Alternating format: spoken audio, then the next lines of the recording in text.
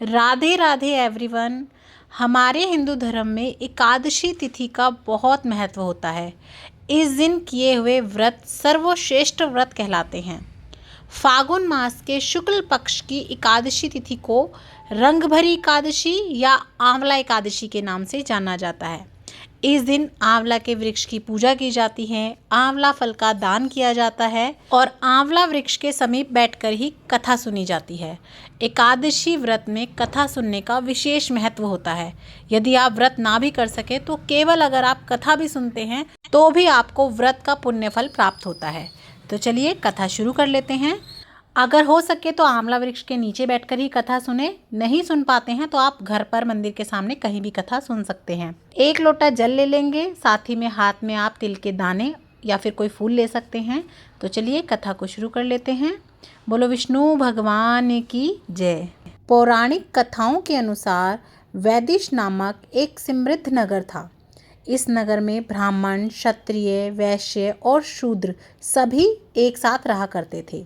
सभी नगरवासी भगवान विष्णु के अनन्य भक्त थे और वहाँ कोई भी नास्तिक नहीं था।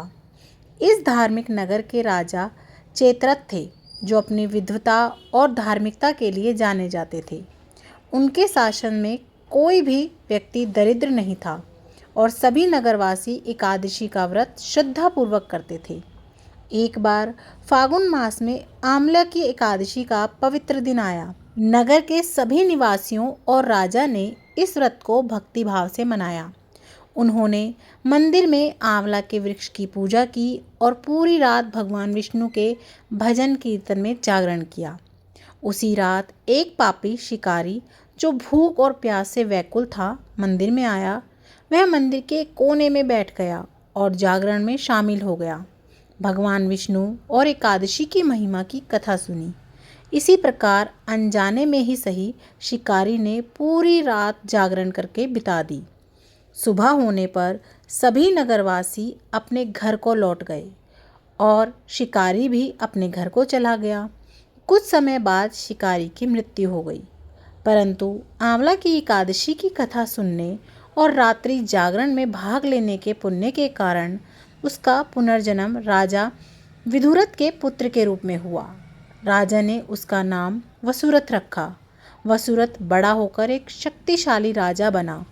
एक दिन वह शिकार के लिए निकला, लेकिन जंगल में रास्ता भटक गया। थक कर वहीं एक पेड़ के नीचे सो गया। उसी समय विदेशी वहां आए। उन्होंने राजा को अकेला पाकर उसे मारने की योजना बनाई। क्योंकि राजा ने उन्हें पहले देश से निकाला दिया था, उन्होंने राजा पर हथियार फेंके, लेकिन आश्चर्यजनक रूप से उनके हथियार फूलों में बदल गए और राजा पर जा गिरे। इसके बाद सभी मलेच्छ अचानक जमीन पर गिरकर मर गए। जब राजा वसुरथ की नींद खुली तो उसने देखा कि उसके शत्रु मिट पड़े हैं। वह हैरान था और उसने सोचा कि किसने उसकी रक्षा करी। तभी आकाशवाणी हुई, हे राजन, भगवान विष्णु ने तुम्हारी रक्षा की है। तुमने अपने पिछले जन्म में आंवला की एकादशी की कथा सुनी थी और उसी पुण्य के कारण आज तुम शत्रुओं से सुरक्षित हो। राजा वसुरथ ने भगवान विष्णु की कृपा को समझा और अपने नगर लौटकर धर्मानुसार शासन किया। वह धार्मिक कार्यों में लीन हो गया और अपने राज्य में शांति और समृद्धि की स्थापना की। इसके बाद राजा ने विधि विधान से एकादशी का व्रत किया और सदैव व्रत करने का प्रण लिया। इसी प्रकार से हमारी आंवला एकादशी व्रत की कहानी संपूर्ण होती है। आंवला एकादशी की पूजा कैसे की जाती है, आंवला एकादशी व्रत के नियम क्या होते हैं, पारण कैसे करें, संपूर्ण डिटेल में वीडियो चैनल पे आ चुकी है। लिंक आपको डिस्क्रिप्शन बॉक्स में मिल जाएगा, उसे भी ज़रूर देखिएगा। और वीडियो पसंद आए, अच्छी लगे तो ज़्यादा से ज़्यादा शेयर कीजिएगा फ्रेंड्स एंड फैमिली के साथ। और अभी तक अगर आपने चैनल सब्सक्राइब नहीं किया है तो प्लीज़ चैनल को सब्सक्राइब कीजिए, लाइक कीजिए, शेयर करना बिल्कुल ना भूलें और कमेंट बॉक्स में राधे नाम की हाजिरी ज़रूर से लगाएँ।